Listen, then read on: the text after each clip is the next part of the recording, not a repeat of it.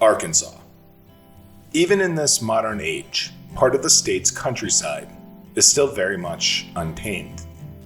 With an approximate population of just 3 million residents, Arkansas is one of the least populated states in the continental US. And if Arkansas in and of itself is sparsely populated, the southern border town of Fouke is even more so. This rustic hamlet sports a grand total of just 800 residents, and one of them is quite different than the rest.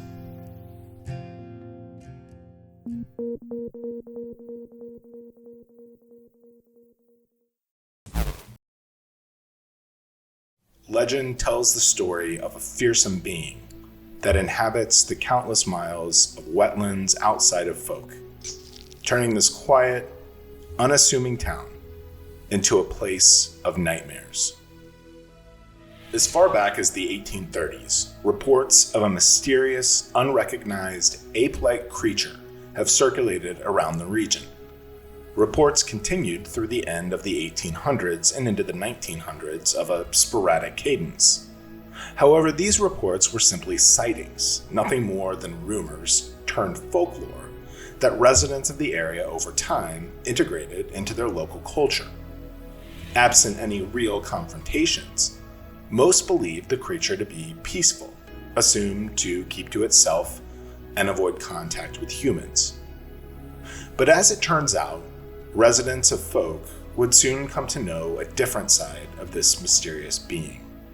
A startling incident in 1971 would paint a picture of a far more aggressive, dangerous, and terrifying creature. Bobby and Elizabeth Ford were an ordinary couple who sought a quiet, small-town life. The couple had recently purchased a new home on the outskirts of Fouke, a white, rustic, 2-story farmhouse with a beautiful wraparound porch, the perfect home, just as the couple had envisioned. Surrounded by acres of dense forest and marshland, the property was somewhat isolated, with the nearest neighbor more than a mile away, which is just what they wanted. On April 29, 1971, the first night in their new home, the couple engaged in playful banter while they unpacked boxes and calculated the placement of furniture. After a long day of unpacking, the couple would enjoy a quiet but modest dinner, after which they would settle on their couch, newly placed next to a large, front-facing window, to relax. As dusk turned to night, the couple would fall asleep to the sound of crickets, and under a blanket, of peace and serenity. But a few minutes later, Bobby would awake to an audible thud, followed by a creaking noise, and another, as if someone was walking outside along the home's wraparound porch.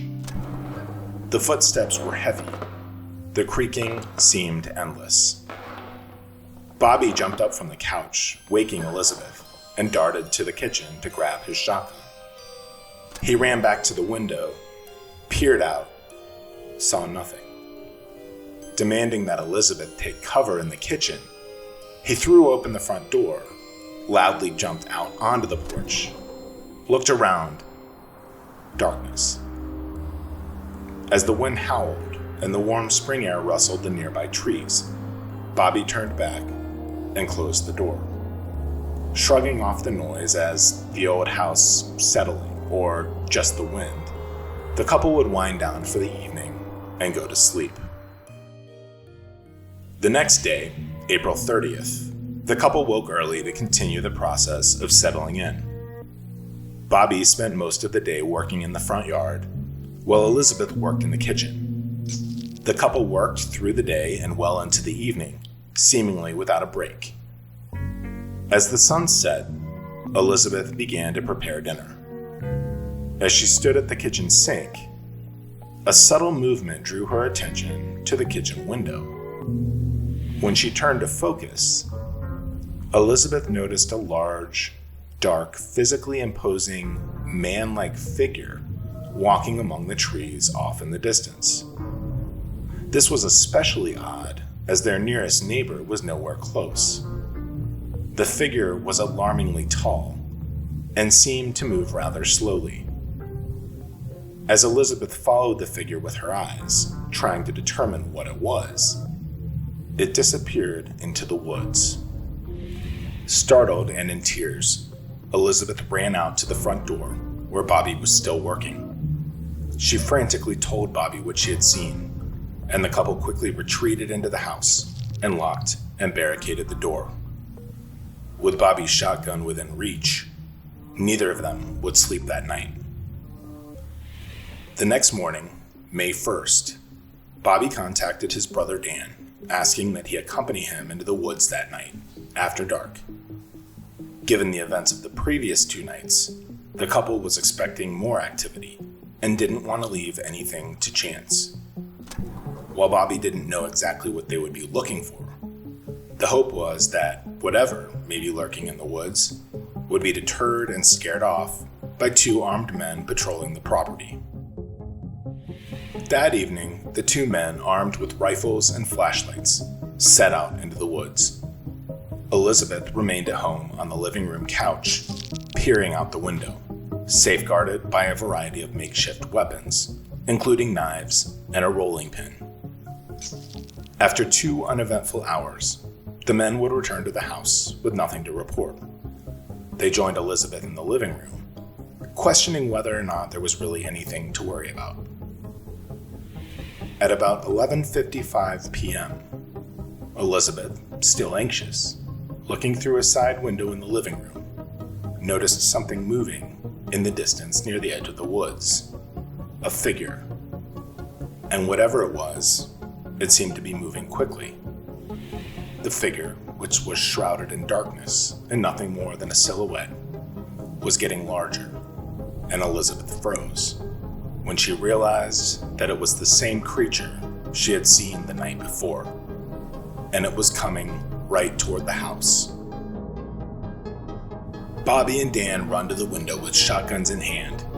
They peer out the window to see the figure charging forward. Dan opens the window, Bobby takes aim, and fires a single shot. Just as soon as Bobby could open his eyes and release the trigger, the creature was gone. Elizabeth, shaking, ran back to the couch, grabbed a knife, and disappeared under a blanket. Bobby and Dan bolted out of the house with flashlights and shotguns in hand and headed toward the woods.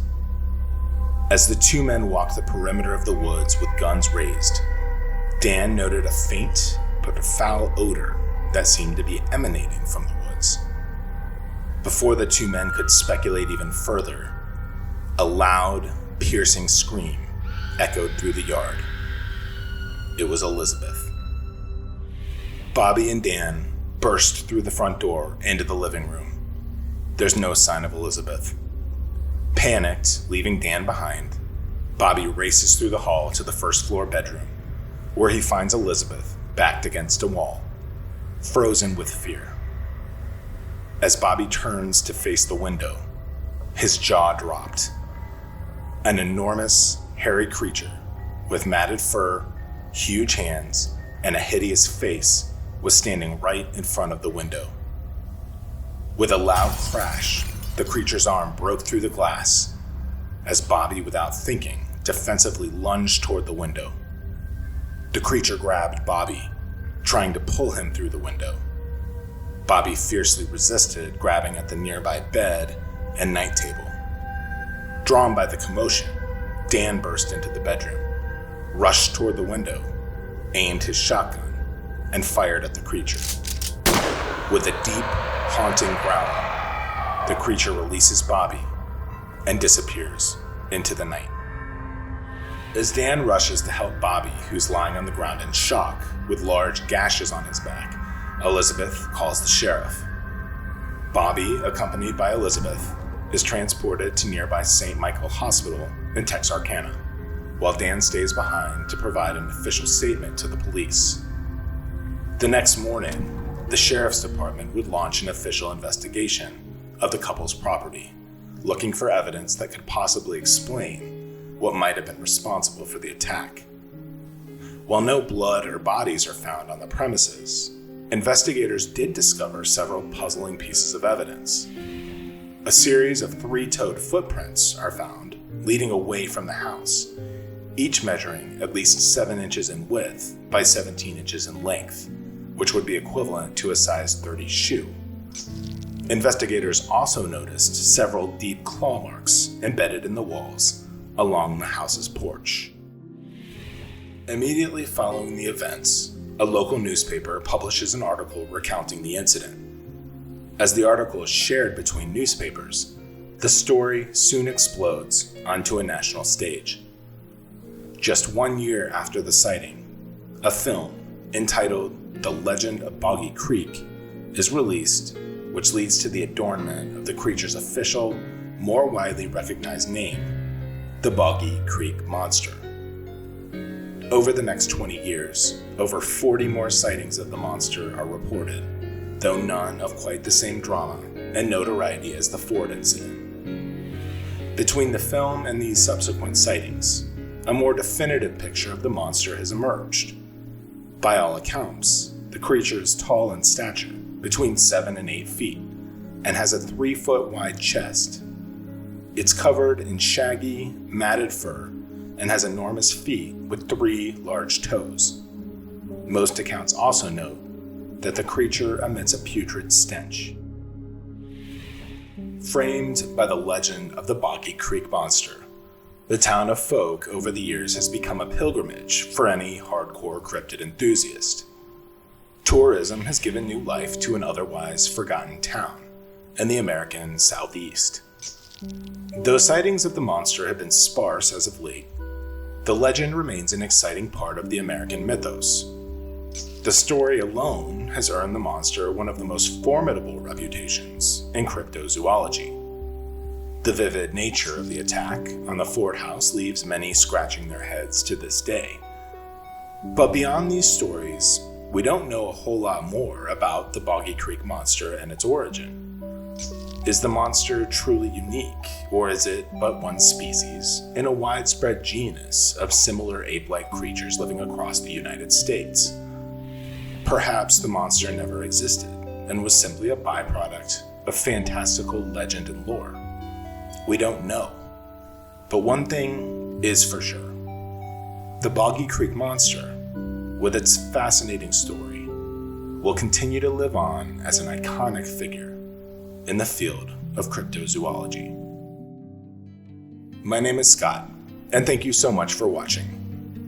We're a group of curious and passionate humans, creating documentary-style content for those who share our curiosity, ask questions, and seek to dig deeper in a world where almost everything isn't quite what it seems.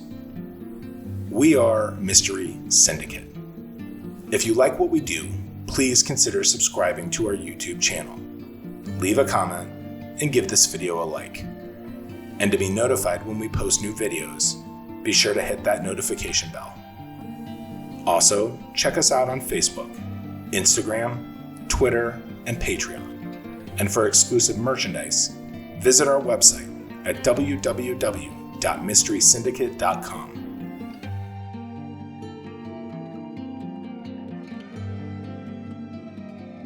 Whether or not you believe in ghosts, monsters, or legendary creatures doesn't matter here.